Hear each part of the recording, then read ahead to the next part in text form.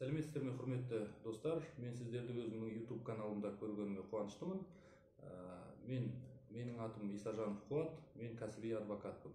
Егер де сіз менің осының алдындағы бейне жазбамды көрсеңіз, ол бейне жазбада мен егер нотариус сіздің жаңағы қарсылығыңызды қанағаттандырусыз қалдырып, атқарушылық жазбаны күшін жоюдан бас тартқан болса, нотариустың әрекетін қалай сот арқылы даулауға болатын тақырыбында жеке тағы да толығырақ бейне жазба түсіретін туралы айтқанмын. Ендігі таңда егер де сіздің жаңағы қарсылығыңызға нотариус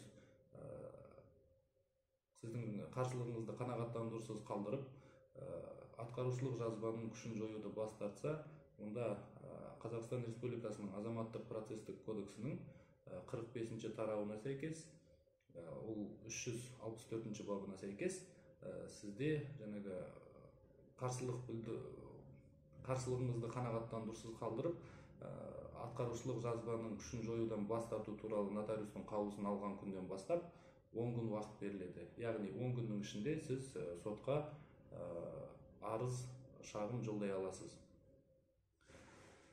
Шағымды нотариустың мекенжайы бойынша аудандық сотқа жолдайсыз.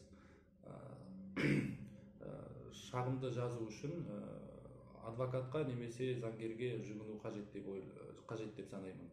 Егер де өзіңіз жазатын болсаңыз, мен өткен бейне жазбада айтқандай, өзіңіздің жаңағы қарыздың көлемімен келіспейтін туралы жазып өтуіңіз керек. Және де осыны соттың назарына жеткізсеңіз, сіздің сотта өзіңізге қатысты қанағаттандырылатын шешім алуыңыз мүмкін.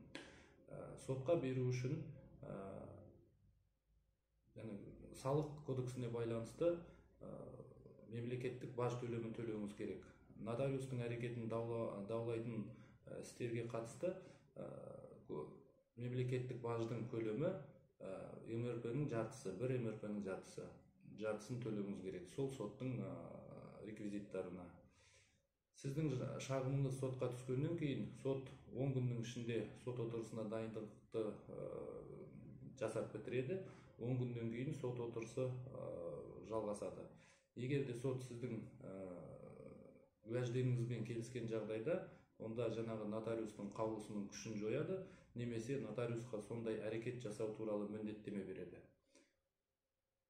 Осылай өзіңіз қарапайым қадамдармен нотариустың әрекетін даулап сотқа жүгінуіңізге болады. Егер де осы бейне жазба сізге ұнаса, менің каналыма тіркеліңіз, лайк басыңыз. Мен ары қарай осындай кеңестік бейне жазбалар түсіруге сіздерге уәде беремін. Рахмет, сіздермен болған адвокат Қуат Исажанов.